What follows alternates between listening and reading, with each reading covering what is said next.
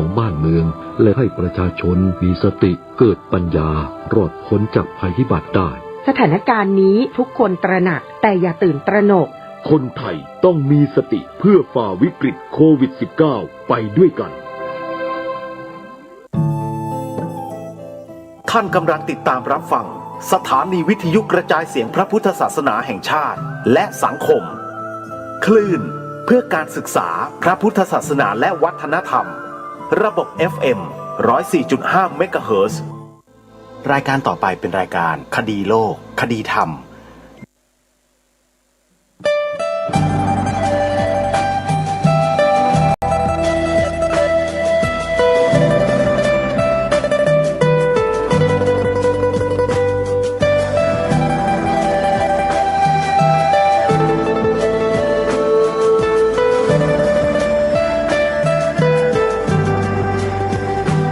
กล้าคิด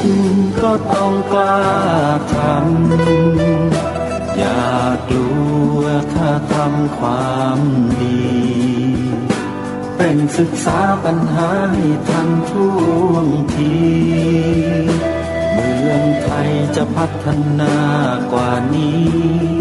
รายการดีๆคดีโลกคดีธรรมขอรำพันบรรยายความคิดเครื่องหมายแห่งสีทั้งสามงามถนัดขาวคือบริสุทธิ์สีสวัสดิ์หมายพระไตรรัตน์และธรรมะคุมจิตไทยแดงคือโลหิตเราใส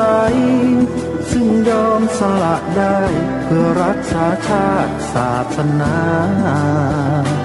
น้ำเงินคือสีโสภา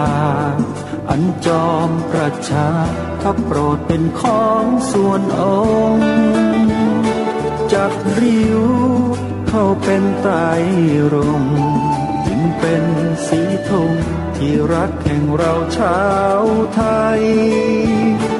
ทหารอวตารนำไปยงยุทธวิชัยวิชิตก็ชูเกียรติสยามประเทศไทยที่เจริญมั่นคงมาได้จนถึงทุกวันนี้มิได้เกิดขึ้นจากความหวาดกลัวอย่างคลาดเขลาแต่บรรพบุรุษไทยของเราทุกยุคทุกสมัยล้วนแต่มีความกล้าหาญและชาญฉลาดปกป้องเอกราชสร้างชาติให้เกิดความมั่นคงโดยมีธงแห่งพระไตรรัตน์เป็นเครื่องนำชัยจึงเป็นที่มาที่ไปของรายการคดีโลกคดีธรรมกล้าคิดก็ต้องกล้าทำอย่ากลัวถ้าทำความดีเร่งศึกษาปัญหาให้ทันท่วงทีเมืองไทยจะพัฒนากว่านี้รายการดีๆคดีโลกคดีธรรมรายการดีๆคดีโลกคดีธรรม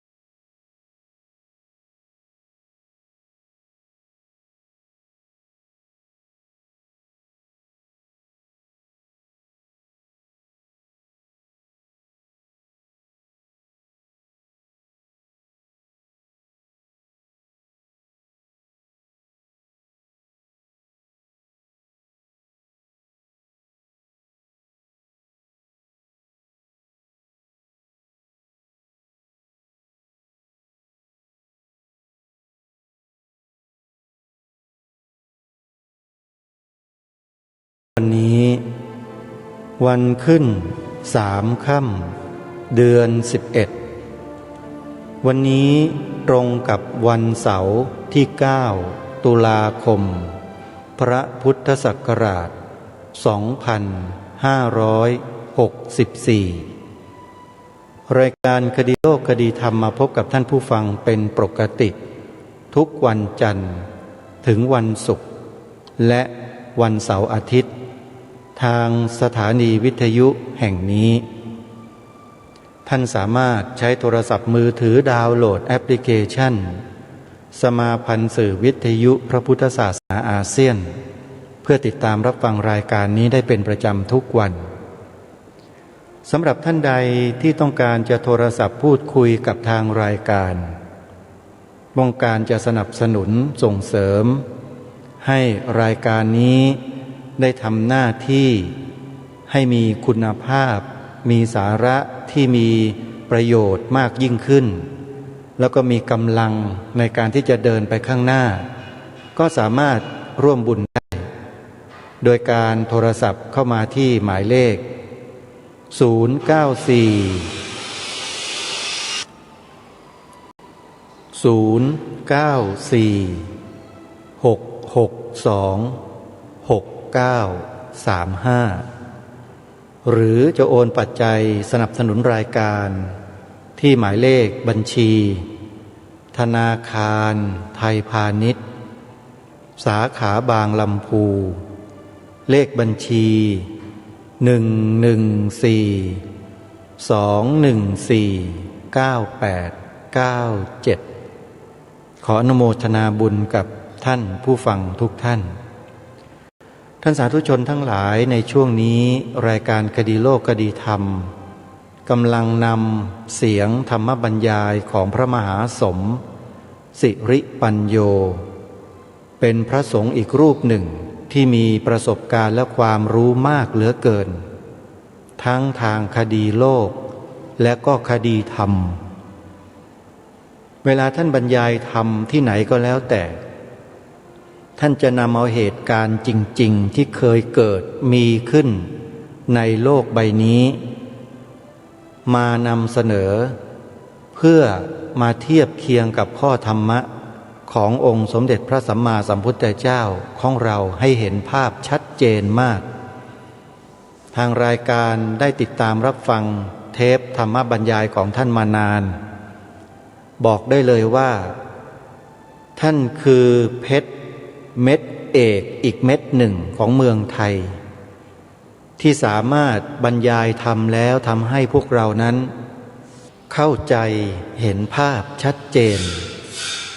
แล้วท่านนั้นก็ถือว่าเป็นพระสงฆ์อีกรูปหนึ่งที่กล้า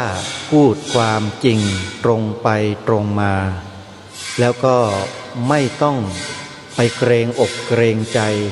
ใครทั้งสิ้นนี่คือ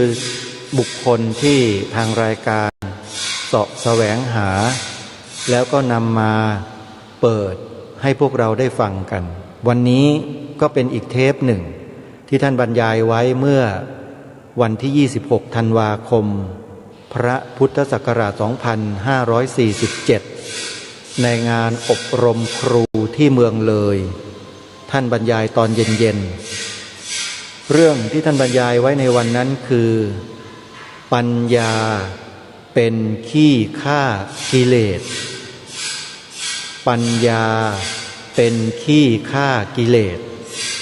ไม่รู้เหมือนกันว่าจะโดนใครบ้างเตรียมรับกันให้ดีๆในเทปนี้สำหรับท่านผู้ฟังบางท่านบางคนที่บอกว่าตัวเองคิดว่าตัวเองเก่งกว่าคนอื่นรู้กว่าคนอื่นท่านต้องตั้งสติให้ดีในการฟังเทปธรรมบรรยายชุดนี้นะฮะเดี๋ยวสักครู่หนึ่งจะเปิดให้ฟังกันยาวๆจนกระทั่งหมดเวลาและถ้ายังไม่จบวันต่อๆไปก็มาฟังกันต่อก่อนอื่น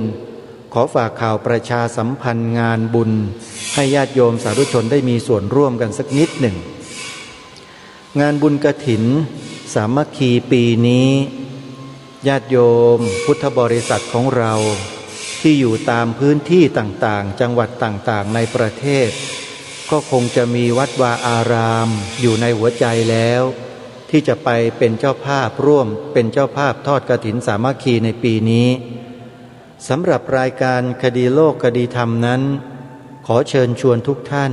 ช่วยกันร่วมกันเป็นเจ้าภาพถวายผ้ากฐินแด่วัด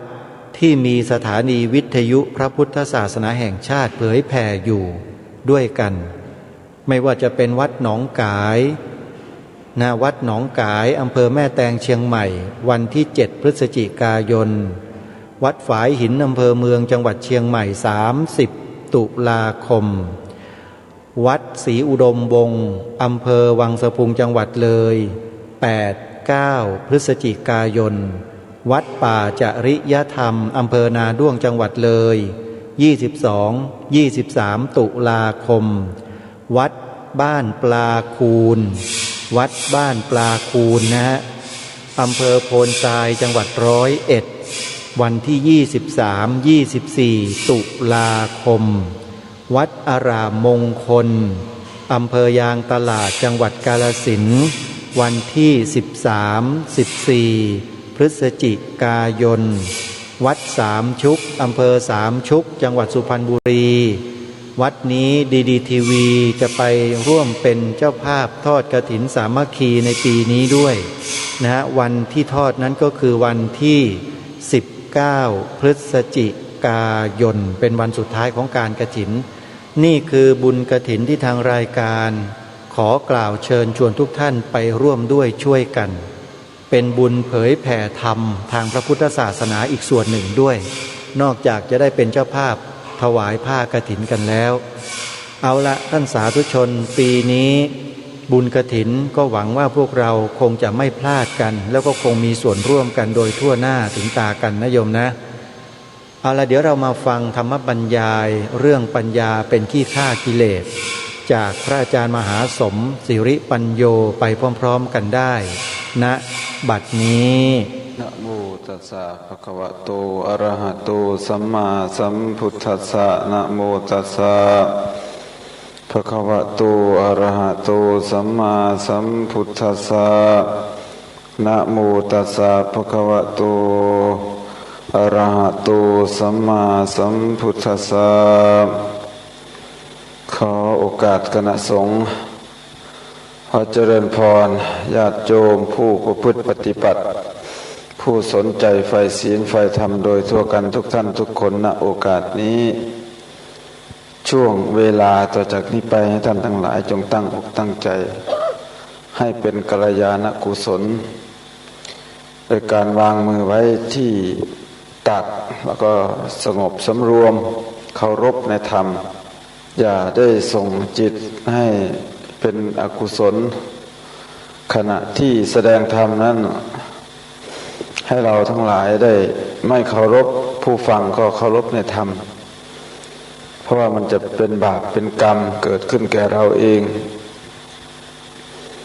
เราในฐานะที่เป็นชาวพุทธ เป็นผู้ที่ได้ชื่อว่าสาวกสาวกนี่เป็นสุธาตุเป็นไปในความฟังลงนวุปัจจัยแปลงนวุเป็นอากาศเป็นนามกิจสำเร็จรูปเป็นสาวโกสาวโกจึงแปลว่าผู้ฟังเพราะเป็นนามเดี๋ยวนี้สาวกในที่นี้ก็แทบจะไม่มีหาคนฟังธรรมะได้ไม่กี่คนในจังหวัดหนึ่งหาได้ไม่กี่คนส่วนที่เราฟังสิ่งที่ทำให้ชีวิตของเราเศร้าหมองหรือทำให้ชีวิตของเราตกอับทำให้ชีวิตของเรามีความทุกข์เป็นเบื้องหน้านั้นมีเยอะมากยิ่งปัจจุบันเนี่ยไปดูข้อมูลของธนาคารกสิกรไทยปีนี้สั่งโทรทัศน์สีเข้ามาไม่รู้กี่ล้านเครื่องทีวีจอแบนสั่งเข้ามาเพื่อปิดหูปิดตาตัวเองปิดหูอินทรีย์ของเราถูกมอมเมาย้อมจิตของเราถูกย้อมตาของเราถูกย้อมหูของเราถูกย้อมตัวเอง ในโลกที่สงครามการสื่อสารทำสงครามแข่งแย่งชิงตลาดจึงงัดยุทธวิธีกลวิธีต่างๆนานามามอมเมาประชาชนบริษัทการสื่อสารในโลกนี้เป็นพันๆบริษัท 90% อยู่ที่ประเทศเสรีนิยมโดยเฉพาะประเทศอเมริกาบริษัทการสื่อสารเหล่านี้จะได้รับการสนับสนุนจากบริษัทใหญ่ๆซึ่งเป็นพ่อค้าเป็นนายทุน12 บริษัทเหล่านี้จะมุ่งหน้าทำอยู่หลายเรื่องในเรื่องเหล่านั้นก็คือเรื่องสำนักข่าวการสื่อสารสำนักพิมพ์นิตยสารเครือข่ายโทรทัศน์เครือข่ายเคเบิลทีวีเครือข่ายอินเทอร์เน็ตรายการโทรทัศน์รายการโชว์รายการกีฬาโรงภาพยนตร์บริษัทถ่ายทำภาพยนตร์แล้วก็ผลิตและจำหน่ายเกี่ยวกับเรื่องเพลงความสนุกสนานเหล่านี้เขาไปปิดหูปิดตาประชาชนมีเงินหมุนเวียนอยู่ในระบบนี้ครึ่งโลกของเงินจำนวนนั้นแล้วทีนี้จิตของพวกเราเนี่ยไปผูกไปมัดอยู่กับสิ่งเหล่านั้นมากจนกลายเป็นสิ่งเสพติดเป็นสิ่งคุ้นเคยเป็นสิ่งชินชาจิตของเราไม่ได้รับการฝึกฝนเป็นผู้ห่างไกลจากศาสนาเป็นผู้ห่างไกลจากหลักธรรมคำสอนเป็นผู้ไม่มีโอกาสเป็นผู้เสียโอกาสแต่มาอยู่ที่วัดเนี่ยก็ยังไม่มีโอกาสได้ดูโทรทัศน์คิดว่าสักปีจะหาเวลาถ้าไม่มีก็จะผัดไปเรื่อยๆจนกว่าตนเองจะตาย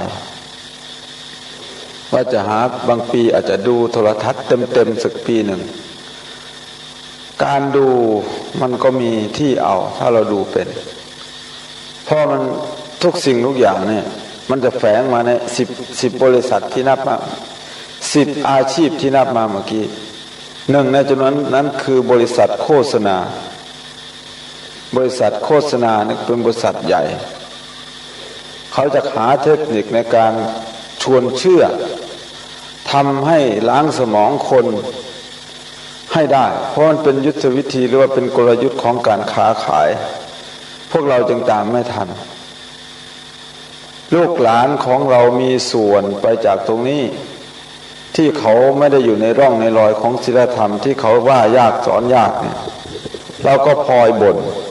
เพราะเวลาที่นักเรียนอยู่โรงเรียนนั้นมีไม่กี่ชั่วโมงแต่เวลาที่นักเรียนอยู่กับเพื่อนฝูงอยู่กับโทรทัศน์อยู่กับสิ่งที่เขาเสพที่นานกว่าสมัยใดก็ตามที่ค่านิยมในเรื่องนี้กระพือโหมขึ้นมาโลกของเราแต่ละยุคก็จะเปลี่ยนพึบพับพึบพับพึบพับปัจจุบันนี้โลกกำลังมีความสนุกสนานอยู่กับเรื่องบันเทิงในรูปแบบลักษณะต่างๆเรื่องธรรมะเรื่องกฎเกณฑ์ของชีวิตเราจึงไม่ค่อยสำเนียกเท่าไหร่เสียดายการบริหารเวลาของเรานี่คือหนึ่งในจำนวนนั้น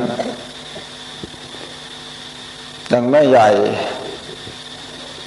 ซึ่งก็อายุผ่านมาจนป่านนี้แล้วบางทีผมไม่เหลืองอกทุกเส้นแล้วอันเตะกระเบาเนี้ยง่าย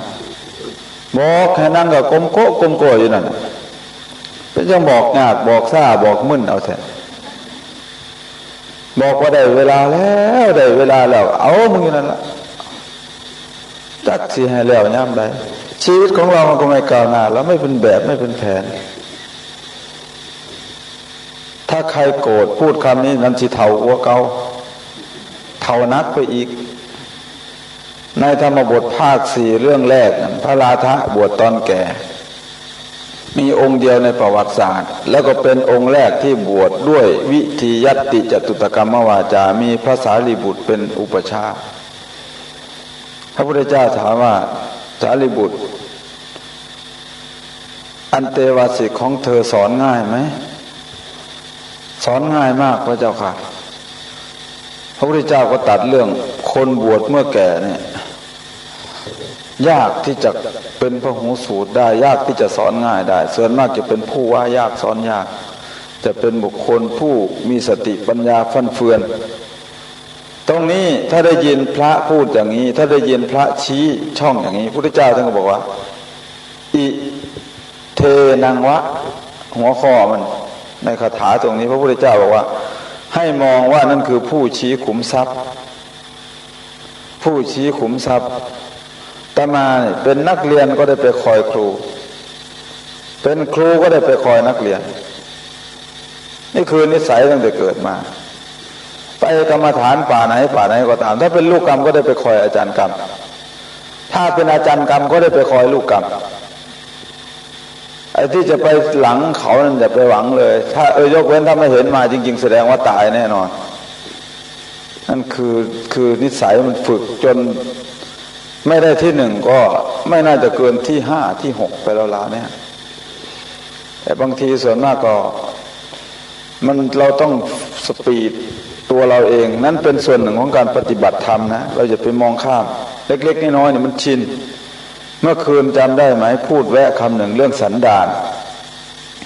สันดานนี่ไม่ใช่คำด่ากันมันเป็นภาษาบาลีชั้นสูงสันตาโนคำนี้ถึงเป็นพระอรหันต์แล้วก็ยังละไม่ได้ปุถุชนก็ละไม่ได้พระอรหันต์ก็ละไม่ได้มันไม่เหมือนกิเลสไอ้กิเลสนี่ละได้แต่สันดานนี่ละไม่ได้มันแปลแบบเดียวกันกับคำว่าปฏิสนธิปฏิสนธิแปลว่าสืบต่อสิ่งสืบต่อสันตาโนหรือสันดานตัวนี้ก็แปลว่าสืบต่อเหมือนกันบางคนติดนิสัยหยาบแต่ใจดีแต่ติดนิสัยหยาบก็จะติดอยู่เรื่อยไปมันแกะไม่ออกมันแก้ยากมันเป็นสันดานมันไม่เหมือนสันดอนเนี่ยแก้ง่ายสันดานแก้ยากเขาว่าอย่างนั้นสันดอนคือเรื่องของกิเลสมันนอนเนื่องอยู่หลวงพ่อสารีบุตรเนี่ยบรรลุอรหันต์แล้วเดินไปเจอน้ำนี่โดดความจัดเลยได้เราบ่ได้ไปคอยยางล่มคือองค์อื่นเลยนั่นคือสันดานมันแก้ไม่ได้ท่านเคยเกิดเป็นลิงมาขนาดหลุดพ้นจากกิเลสแล้วเนี่ยแต่มันแก้ไม่ได้เศรษฐีก็มองอยู่ข้างบนเห็นหลวงพ่อสารีบุตรยางมาหอดมองน้ำมองนั้นแล้วกระโดดขวมเลยแล้วบ่คอยล่งยางไปแล้วบ่เศรษฐีก็เลยแน่มาโอ้นั่นคือการบ่สำรวมก็เลยบ่ให้ผ่าเตรียมผ่าวัดให้หลวงพ่อสารีบุตรเอาไปให้พระเทวทัตเพราะว่ามองว่าหลวงพ่อสารีบุตรนี้ไม่สำรวมนั่นคือเป็นสันดานของท่านมันไม่ใช่คำด่ากันถ้าเป็นคำด่ามันต้องเพิ่มมาอีกคำหนึ่งบักสันดานบดีถ้าคำบดีเนี่ยยังแม่นคำด่าคำสันดานซื่อๆเนี่ยยังไม่ได้แปลไม่ดีไม่ชั่วมันลักนี้แต่ขึ้นนี่สิปนอน้ำตาตกในอาจารย์ด่ากู อาจารย์ด่ากูเฒ่าแล้วก็ยังมาด่ากูอยู่ เรื่องเวลานี่ฝึกให้มันได้เรื่องเวลาเนี่ยแล้วก็การคอนโทรลเวลาเนี่ยก็เหมือนกันมันจะต้องใช้เสียงเหมือนทหารเข้มข้นเด็ดขาดถึงเวลาใครมาไม่มาเป๊ะๆนั่นคือระบบของมันถ้าเป็นผู้คอนโทรลเวลานะมันจึงจะสามารถนั่นได้พระพุทธเจ้าพูดไว้ในพระไตรปิฎกเล่มที่27เกี่ยวกับเรื่องการเคารพเวลามาคโนมาโวอุปัฏฐาอย่าให้ขณะล่วงท่านทั้งหลายไปเลยอันมีส่วนนะบริษัทเขาตั้งขึ้นมาเพื่อบริหารเวลาขายเห็นมอส่อง7สีนี่ส่อง7สีนี่โฆษณาไว้กว่าทุกช่องขณะที่ว่าบางช่องนี่ยังเพ้อได้เด้ เลทไป1 วินาทีแต่ช่อง7 สีนี่ไม่ยอมเลทไม่พลาดเลยมันกดนี่ไวขนาดเวลาเขาจะขายยาเนี่ยสมมติว่าถ่ายทอดฟุตบอลเนี่ยสมัยอยู่กรุงเทพเคยดูทีวีเมื่อ 7-8 ปีที่แล้วเนี่ยพอลูกบอลออกปั๊บเนี่ยมันปุ๊บเลยไม่เผลอเลยบางช่องก็ยังจนกลัวเขาสิแลนไปเก็บฟุตบอลก็ยังพันกดโฆษณาแต่ช่อง7 สีหนึ่งลูกบอลออกยังไม่พ้นขอบสนามกดปุ๊บมันไวมากนั่นคือเขาเวลาสำคัญของเขาเป็นเงินเป็นทองของเขาพวกนี้เป็นการขายเวลาอยู่กับเวลาเป็นตัวกำหนดพระเจ้าแล้วจังว่าทุกวินาทีมันมีความหมายมันจะมีความหมายกับชีวิตเราอันแม่นว่ามาประพฤติปฏิบัติจังสี่เฮาตั้งใจฟังเอาแล้วก็ตั้งใจประพฤติปฏิบัติตามครูบาอาจารย์เพิ่นบอกโอ้ยคนนั้นเกิดชาติหน้าสิจะเป็นผู้ยิ่งใหญ่อันนี้ไม่ใช่เอาสวรรค์มาฉกนรกมาขู่นะจะบอกให้ดังบางทีนี่เราให้แต่คนอื่นเชื่อเราไม่เชื่อคนอื่นมันมีส่วนอยู่ได้ซึ่งเมื่อนี่พ่อแม่สอนลูกบ่ได้ย้อนว่าเฮาก็บ่เชื่อฟังพ่อแม่คือกันเฮาอยากให้นักเรียนดีสมมุติว่าเป็นครูลังเทื่อเฮาเองสมัยเป็นนักเรียนเฮาก็บ่เชื่อคือกันคนหนึ่งปัจจุบันก็จังบวชมหาปีชาเนี่ยปัจจุบันเปลี่ยนชื่อเป็นวิสันอยู่ที่แอตแลนตาแกบอกว่ามองเห็นครูไม่ได้ห้องไห้เพิ่นนี่แน่เหมือนครูคนไหนก็ต่างกันหัวเป็นครูแค่ห้องไห้มันคือถอดความหลังบวชในฤดูร้อนแม่ก็จับบวชขอร้องให้บวชทั้งกราบใช้คำนี้เลยวันเถาะแล้วให้ลูกบวชแน่ฤดูร้อนมันมีพระองค์หนึ่งประเทศเรื่องบุญคุณพ่อบุญคุณแม่บุญคุณครูบาอาจารย์โอ้ยเรานั่งเป็นเน่นนั่งห้องไห้น้ำตาไหลมันไปต่ำส้นใจเลยจังไหนบุญคือเห็นตอนสมัยเจ้าของเป็นนักเรียนมัธยมนักเรียนใหญ่ๆเป็นผู้เบาแว่งเบาเนี่ยแม้แต่ครู่ผู้ยิ่งออกมาในห้องไห้ออกไปเลยดื้อแห้งดื้อจนมันดื้อแห้งอีหลีที่นี่พ่อแกมาบวชก็ได้ฟังเรื่องบุญคุณของครูบุญคุณของพ่อของแม่ทุกวันนี้ก็จะทำใจได้หรือเปล่าไม่รู้แกเป็นพระอยู่ในชีวิตผ้าเหลืองมองเห็นครูไม่ได้ก็จะคิดแบบถึงความหลังเนี่ยแกสงสารครูแกว่าผมจะบูชาคุณของครูได้ด้วยชีวิตนักบวชของผมนี่แหละอาจารย์พูดอาตมาแกบอกว่าแกจะบูชาคุณของครูด้วยผ้าเหลืองไม่งั้นผมคงลบล้างบาปไม่ได้เคยเป็นคนดื้อเคยเป็นคนไม่เชื่อไม่ฟังสุมือเราก็เป็นนักสอนเป็นนักบวชมาตั้ง16 ปีแล้วทั้งชีวิตบวชตอนเป็นเนรตั้งอยู่ในศีลตั้งอยู่ในธรรมคืดทอดบุญคุณพ่อคืดทอดบุญคุณแม่คืดทอดบุญคุณครูบาอาจารย์สอนมาคืดทอดบทอันตอนเจ้าของไปกันแกล้งคู่ไปดื้อจังซั่นทำตาแล้วก็ไหลออกมามันมีผลนะเดี๋ยวนี้มันมีผลเขาเรียกว่าอัฏฐกรรมะวิวัตเตนะโสวิรุตโตวิรุมปติด้วยความหมุนเวียนแห่งกรรมเนี่ยสำคัญเรื่องนี้กรรมบางอย่างมันให้ผลทางจิตกรรมบางอย่างให้ผลทางเนื้อหนังกรรมบางอย่างให้ผลตามการกรรมบางอย่างให้ผลในชาตินี้กรรมบางอย่างให้ผลชาติต่อไปเกี่ยวกับเรื่องกรรมเนี่ยถ้าเราไม่เชื่อเรื่องนี้ก็ถือว่าไม่ใช่ชาวพุทธแล้วแต่บางทีเราทำตัวไม่เหมือนกับคนชาวพุทธไปเชื่อเรื่องเคล็ดเรื่องลางเรื่องโชคอะไรต่างๆโชคชะตาวาสนาบางทีเป็นเราเรียนจบมาถึงมีปริญญาบางทีไปเชื่อเรื่องไม่เป็นเรื่องเดี๋ยวนี้มีสมาชิกเข้ามาบางหมู่บ้านก็มากล่อมให้ไปเข้ากลุ่มโยลีไปนับถืออะไรนอกพุทธศาสนา เดี๋ยวจะลำดับให้ฟังวันนี้ว่าสำคัญมันอยู่ระดับไหนไล่ลงมาจากพระพุทธเจ้าสำคัญอันดับหนึ่งนะหนึ่งพระพุทธเจ้าไปเลคเชอร์จดไปเลยอันดับสองคือพระปัจเจกพุทธเจ้าอันดับสามคือพระอรหันต์อันดับสี่คือโพธิสัตว์นี่อยู่ระดับสี่เนี่ยเราไปนับถือระดับสี่นะไอ้ที่ไปวิ่งหากันเนี่ยไปนับถือเจ้าแม่กวนอิมไปนับถือโยเลนี่อยู่อันดับสี่เนี่ยยังไม่ได้เทียบเท่าพระอรหันต์ด้วยซ้ำไป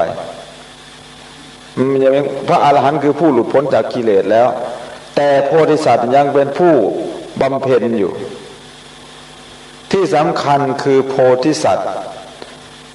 กวนอิมนั้นเป็นผู้ชายไม่ใช่ผู้หญิง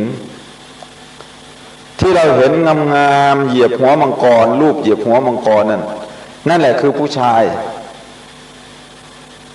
คือเข้าไปถึงประเทศจีนเจ้าหญิงประเทศจีนนั้นป่วยแล้วทีนี้ก็หาคนรักษาไม่ได้โพธิสัตว์ก็สงสารบังเอิญว่าเขามีกฎมนเทียนบานว่าผู้ที่จะเข้าไปรักษาเจ้าหญิงนั้นต้องเป็นผู้หญิงเท่านั้นจึงจะเข้าไปในนั้นนะถ้าเป็นผู้ชายก็ต้องเป็นขันทีโพธิสัตว์ก็เลยปลอมเป็นผู้หญิงเข้าไปปลอมเป็นผู้หญิงเข้าไปในวังก็ไปรักษาเจ้าหญิงหายพอรักษาเจ้าหญิงหายก็เลยไม่กลายร่างกลับมาเป็นผู้ชายดังเดิมอีกก็เป็นผู้หญิงเขาเรียกว่าเจ้าแม่กวนอิมนั่นแหละคืออวโลกิเตศวรแล้วนั่นโพธิสัตว์ใครอยากเห็นรูปเป็นผู้ชายไปดูที่สวนโมกไอ้ที่อยู่บนยอดเสาแล้วก็มีแขนกุดครั้งนึงนั่นแหละรูปที่เป็นเพศผู้ชายอวโลกิเตศวรโพธิสัตว์นั่นน่ะปางนั่นน่ะแต่ว่าพอกลับเป็นผู้หญิงคนก็มองเห็นว่ามันงามก็เลยทรงไว้ปัจจุบันก็ปั้นรูปนั้นมาสร้างลัทธิขึ้นในเมืองไทยเยอะแยะเหมือนเครือข่ายใยแมงมุมหาเงินไปนับถือยิ่งพวกโยเลยนี่เบาไปกว่านี้อีกหมายความว่าไกลไปกว่าไอ้ที่นับมานี่ลัทธิเจ้าแม่กวนอิมนี่ก็ยังเป็นโพธิสัตว์อยู่แต่ถ้าพวกโยเรพวกพลังจักรวาลพวกนี้ไกลสุดกูแล้วพวกนี้เราต้องให้เข้าใจหลักการในทางพุทธศาสนาของเราว่าสำคัญอันดับหนึ่งนั้นคือพระพุทธเจ้าเราอย่าไปกราบอันอื่นนอกจากพระพุทธเจ้าอันดับที่สองรองลงมาคือพระปัจเจกพุทธเจ้าอันดับที่สามนี่คือพระอรหันต์อันดับสี่นี่ที่พากันวิ่งหาอยู่นี่วันนั้นรถไปตกหน้าฝนปีที่แล้วจะไปรับสมาชิกอยู่บ้านที่อาตมาอยู่มีสมาชิกอยู่ครอบครัวหนึ่งไอ้ถนนตรงนั้นมันก็แปลกนะทางก็ตรงก่อนจะถึงวัดอาตมานะรถก็ไปวิ่งลงถนนตรงนั้นไม่รู้กี่คันแล้วทางตรงๆนี่แหละแต่มันไปวิ่งลงถนนเอาดื้อๆตรงนั้นหลายคันแล้ว 4-5 คันแล้วบางคนก็แปลกมันเป็นภาพล่วงตาก็ไปหอนั้นคือจะเป็นทางโค้งว่าบางคนก็สันนิษฐานต่างๆกันแล่นมาดีๆนะเขาก็แน่เห็นอยู่เด้มันเลี้ยวเอาลงบนนั้นเลี้ยวลงถนนบ่ทนจะไปดึงรถบนนั้นขึ้นแต่ก่อนเนี่ยทำไมแต่ก่อนเนี่ยทางตัวนั้นมันเป็นทางเก่าทางเกวียนลัดป่าช้ามาตรงนั้นก่อนจะเข้าวัดอาตมานะสมัยเป็ดนาก็เคยเห็นได้ยินแต่อาตมาไม่เคยเห็นดอกหลายคนเห็นตรงนั้นบอกว่ามีคนเดินข้างหน้าคนเดินข้างหลังบ้างที่ผมยาวๆเอาขาห้อยกิ่งไม้แล้วก็เอาหัวลงมาเคยเห็นเลยบ่อยๆแต่เรื่องนี้มันโล่งหมดแล้วแต่ว่ารถก็ยังไปวิ่งลงถนนตรงนั้นอยู่พวกโยเลก็เขาไปขนกันมาไปก็ไปวิ่งลงตรงนั้นอีกแหละพอดีวันนั้นเขาลงมาช่วยทำโรงครัวหลายคนด้วยกันถึง20 คนมั้งชาวบ้านลงมาช่วยทำโรงครัวหลังเก่าเขาก็วิ่งมาหาคนบอกไปช่วยเอารถขึ้นหน่อยรถใครก็เลยถามเขาบอกว่า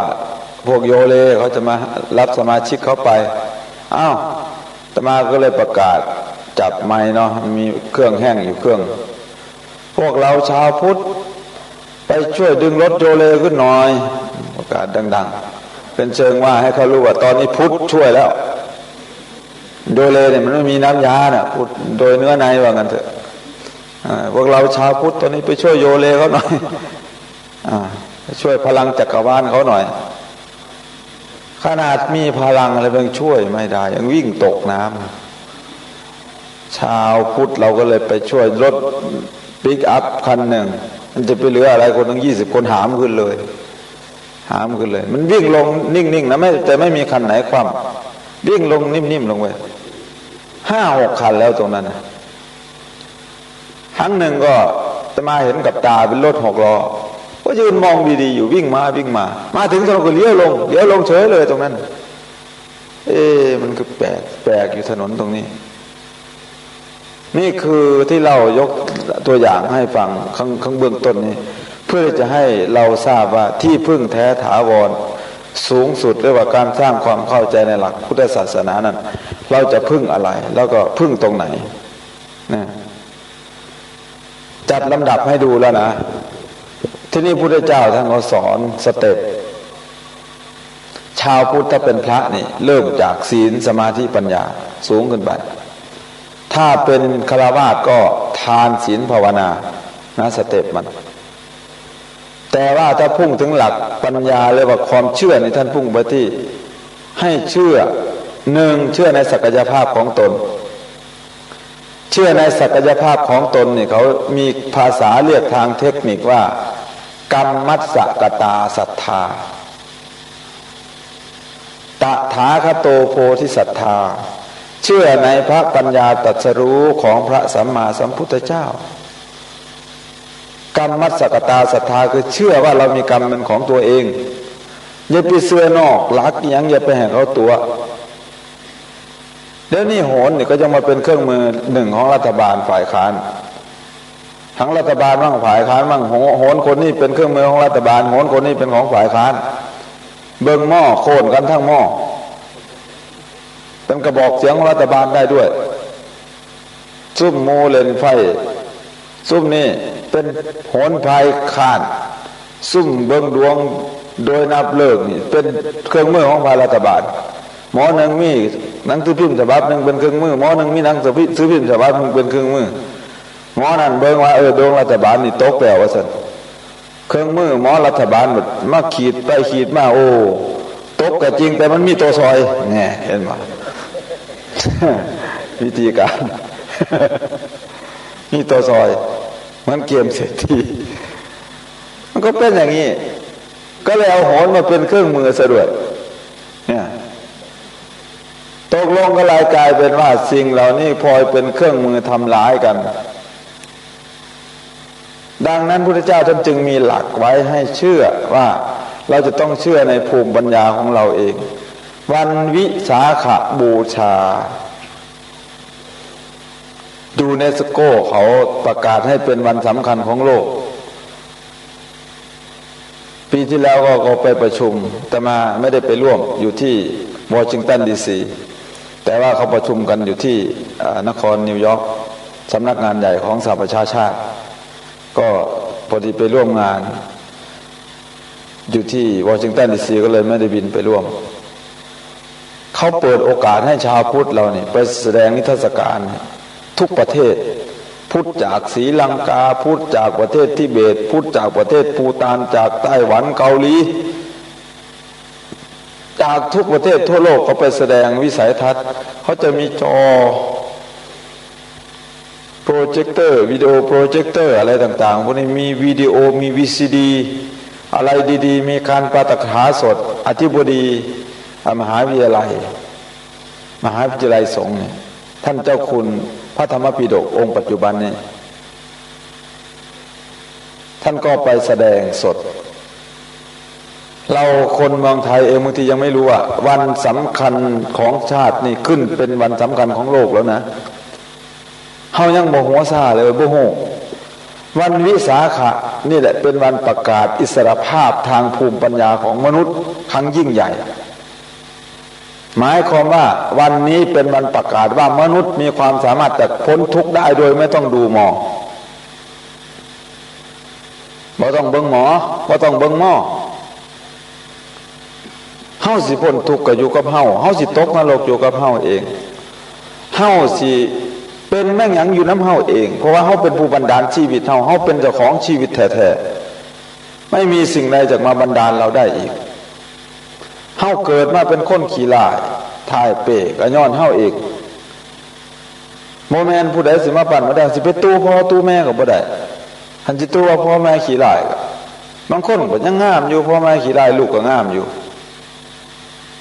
ไปเอาพ่อแม่ของนางสาวไทยมาเปรียบเทียบกับพ่อแม่เราก็ไม่ได้เกินกันกี่มากน้อยแต่ลูกสาวก็ได้เป็นนางงามบางคนเอาชื่อเป็นเคล็ดบักซื้อจังสีมันบ่คักไปเปลี่ยนซื้อใหม่เพิ่นว่าสิเอาซื้อน้ำโชคโอ้ยสิเอาหอดตัวอักษรเกิดมือว่างมาเป็นตัวน้ำถ้าเราทำกรรมมาไม่ดีถ้าเราเป็นคนที่มีกรรมไม่ดีสร้างอดีตไว้ไม่ดีนี่ตั้งแต่ซื้อหน้าโชคดีกับไม่มีทางโชคดีได้ดอก ต่อให้เอาพระมานั่งล้อมไว้คนที่กันแกล้งหลวงพ่ออาจอสภะเถระเห็นไหมใช่ไหมนั่นจับท่านติดคุกพระพุทธาจารย์สมเด็จพุทธาจารย์ใส่ร้ายคนเหล่านั้นตายโหงเกือบหมดที่ยังไม่ตายโหงตอนนี้ก็ไปอยู่ในคุกดูมันจะลายล่าสุดท่านจะเป็นท่านชะลอเกิดเทศหรือไงเนี่ยที่ใส่ร้ายหลวงพ่ออาจอสภะเถระเราพูดง่ายๆคือสกัดดาวเด่นอีสานนี่ไม่มีทางได้ขึ้นวงการสงฆ์ของเราก็แปดเปื้อนอย่างนี้ขนาดว่า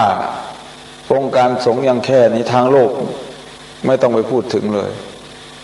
19 จังหวัดพระภาคอีสานนี่ 70% นะที่เป็นคิดเป็นปริมาณจำนวนพระนะ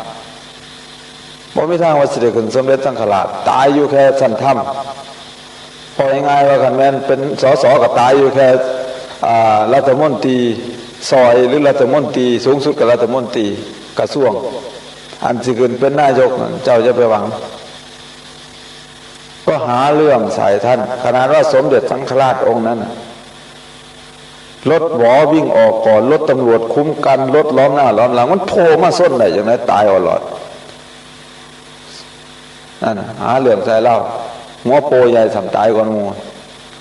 เป็นพระนะสมเด็จสังฆราชนั่นตายก่อนเขาเนี่ยนั่นคือกรรมมันสุกมอมแล้วนั่งอยู่กับตายนอนอยู่กับตายยืนอยู่กับตายเราจะต้องมีหลักมีเกณฑ์ตรงนี้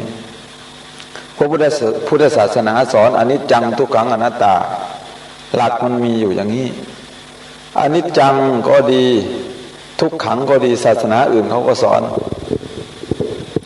แต่ว่าอนัตตาศาสนาอื่นเขาไม่ได้สอนศีลสมาธิศาสนาอื่นเขาก็สอนแต่ปัญญาศาสนาอื่นเขาไม่ได้สอนสัพพปาปัสสะอาการนังการไม่ทำบาปทั้งปวงกุศลสูปสัมปทาศาสนาอื่นเขาก็สอนแต่สัจจิตตปริโยทปนังศาสนาอื่นเขาไม่ได้สอนเห็นหมดตัวยอดมันนี่ตัวสุดท้ายนี่ศาสนาพุทธเท่านี่ตัวโดดเด่นไอน์สไตน์แกเสียชีวิตเมื่อปี 2498 ก่อนหน้านั้นแกบอกว่า if there is any religion that could cover modern scientific needs for the Buddhism หากจะมีศาสนาใดรับมือได้กับวิทยาศาสตร์สมัยใหม่ศาสนานั้นควรเป็นพุทธศาสนาแกก็ใช้หลักวิเคราะห์ตรงเมื่อกี้ที่พูดมา3ประเด็นศาสนาพุทธสอนตรงยอดมันตัวที่เขาไม่สอนสมาธิในศาสนาคริสต์ในศาสนามุสลิมก็มีแต่หลักปัญญาหลักวิมุตติของเขาไม่มีของเฮานี่สูงกว่าหมู่หลักอนัตตาเนี่ยของเรามีของเขาบ่มีแต่อนิจจังทุกขังนี่อัน2ขันแรกไม่มีใครทะลุไปได้ครูสุเนศซึ่งสอนมาก่อนพระพุทธเจ้าครูทั้ง6ก็สอนนี่หลัก2อันเนี่ยแต่อันหลักสูงยอดของมันนี่ไม่มี if there is any religion that could cope with modern scientific needs for Buddhism ที่อาสตายอมรับตรงนี้แกบอกว่าถ้าหากแกรู้เรื่องศาสนาพุทธเร็วกว่านี้นะ ระเบิดที่ไปทิ้งญี่ปุ่นไม่เกิดขึ้นสมัยฮิตเลอร์ฆ่าพวกยิวเพราะยิวนี่เป็นคนIQสูงเป็นคนหัวการค้าในโลกนี่12 ล้านคนยิวทั้งหมดนะ12 ล้านคนที่อยู่ในประเทศยิวแท้ๆมีเพียง3 ล้านก็คืออิสราเอลที่ทะเลาะกับปาเลสไตน์อยู่ตลอดสันติบาตอาหรับตั้งขึ้นเพื่อสกัดกั้นประเทศอิสราเอลประเทศเดียวเอาไม่อยู่ลบกันกี่ครั้งกี่หนไม่เคยชนะอิสราเอลได้คนยิว12 ล้านคนนี่ครองโลก 6,000 ล้านคนนี่ครอบโลกเบ็ดเสร็จเด็ดขาดขบวนการสื่อสารมวลชนที่นับไม่ฟังเมื่อกี้10 กว่าบริษัทเนี่ย1,000 กว่าบริษัทแต่ว่ามี10 บริษัทใหญ่ๆที่อยู่เบื้องหลังเนี่ยไม่ว่าจะเป็น General Electric Sony แล้วก็Seagram Polygram Tornado Time Turner นี่พวกนี้คนยิวทั้งนั้นครองหมดที่ไม่ใช่คนยิวครองอยู่เพียงช่องเดียวคือ CNN ของท่านเท็ดเทอร์เนอร์นอกนั้นคนยิวครองเรียบ ไอน์สไตน์นี่ก็เป็นคนยิวซิกมันฟรอยด์นี่เป็นคนยิวนอสตาดามุสนี่เป็นคนยิวเป็นคนยิวทั้งหมดที่นับมาเนี่ย ทางซิกมันฟรอยด์นี่ก็เป็นเจ้าของทฤษฎีจิตสังเคราะห์เป็นคนสอนเรื่องจิตแต่วิทยาเป็นเจ้าตำรับเป็นคนเก่งที่เขายกย่องยิ่งลูกน้องของเขาเนี่ยคานกุสตาฟจุงนี่ยกย่องให้เป็นเทพเจ้าพอได้มาศึกษาพุทธศาสนาปรับเศร้าไปบีบนวดให้ลูกพี่หมอนี่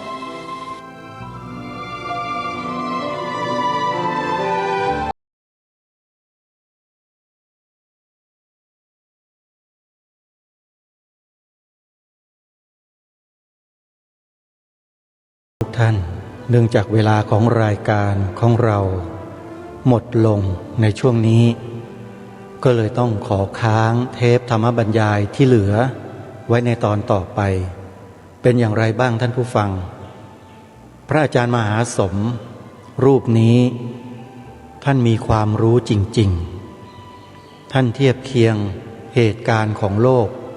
คำพูดของนักวิทยาศาสตร์ของโลกเข้ากับหลักธรรมในทางพระพุทธศาสนาคือเปรียบเทียบให้เห็นภาพที่ชัดเจนมากแล้วฉะไหนหรือพวกเราทั้งหลายจะยอมเปลี่ยนใจไปนับถือสิ่งอื่นที่นอกเหนือไปจากพระรัตนตรัยเล่าคงไม่นะโยมนะให้ยึดมั่นในพระรัตนตรัยกันไว้จะเป็นสิ่งที่ดีสำหรับชีวิตของเราแน่นอนวันนี้เวลาของรายการหมดลงแล้วไว้พบกันใหม่ในวันพรุ่งนี้ขอความสุขสวัสดีในธรรมแห่งองค์สมเด็จพระบรมศาสดาสัมมาสัมพุทธเจ้าจงปรากฏเกิดมีขึ้นในจิตใจของท่านผู้ฟังทุกท่านทุกคนเทินขอเจริญพรกล้าคิดก็ต้องกล้าทำอย่ากลัวถ้าทำความดีเป็นศึกษาปัญหาให้ทันท่วงที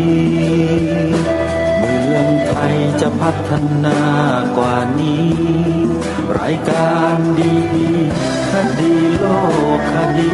ธรรมขอรำพันบรรยายความคิดเครื่องหมายแห่งสีทั้งสามงามถนัดขาวคือบริสุทธิ์สีสวัสดิ์หมายพระไตรรัตน์และธรรมะคุมจิตไทยแดงคือโลหิตเราใสซึ่งยอมสละได้เพื่อรักษาชาติศาสนาน้ำเงินคือสีโสภา อันจอมประชาพระโปรดเป็นของส่วนองค์จักริ้วเข้าเป็นไตรรงค์จึงเป็นสีธงที่รักแห่งเราชาวไทย